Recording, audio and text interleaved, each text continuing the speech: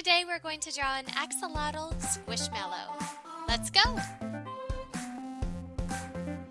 To draw an axolotl squishmallow, we're going to start by drawing a squishmallow shape. A squishmallow is going to be sort of like an oval with a little bit more flat bottom.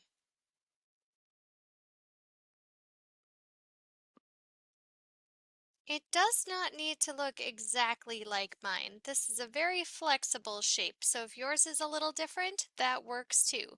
Just make sure that you have a nice rounded area in the middle where you'll be able to put those adorable eyes and mouth. In the top half, not too close to the top, but down a little bit, we're going to make a circle eye on one side and a circle eye on the other side. And the key is to make them really far apart. We want a lot of space in between. These are wide set eyes. This is the squishmallow look. Now squishmallows usually have their eyes colored in completely black. When I draw, I love to add highlight spots. So I'm going to add a cute double highlight to my eyes. You can add highlight spots if you want, or you can just color them in black. The highlight spot adds a little bit of life to the eye, making it look just a little bit extra cute.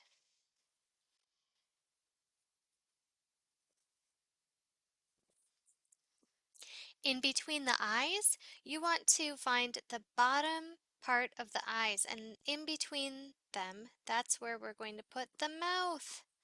We're going to make a double smile-shaped mouth for our axolotl. What could be cuter than that? And then we're going to make the belly. So we're going to make a nice rounded belly coming up from the bottom.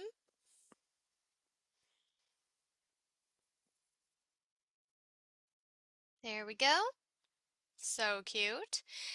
And then let's add the gills and the arms. So we want these cute fluffy gills to be at the top of the head. Not this top, but up here. We're going to make 3 rounded shapes. They look like little fingers. And then we're going to make some little curves around them to make them look cute and fluffy.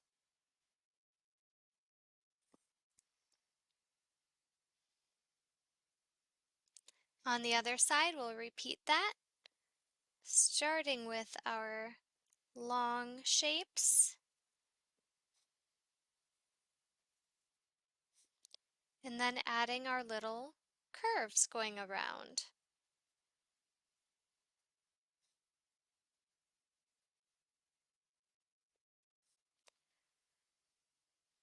Adorable. Finally, we'll make some arms, just little curved arms. Let's make it look like it's waving. Hello! Ah, it's so cute. Nice. Now, the axolotl has a tail, but you might not be able to see it from this view, so it's up to you if you want to add a tail or not. I'm going to leave mine just as it is. Now, let's color it in.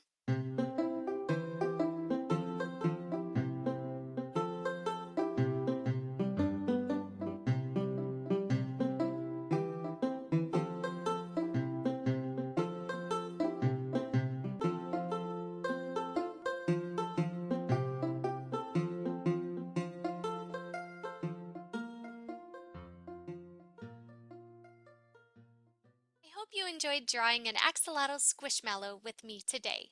You don't have to stop here. Feel free to check out my drawing tutorials playlist for more fun. Until next time, thanks for drawing with me.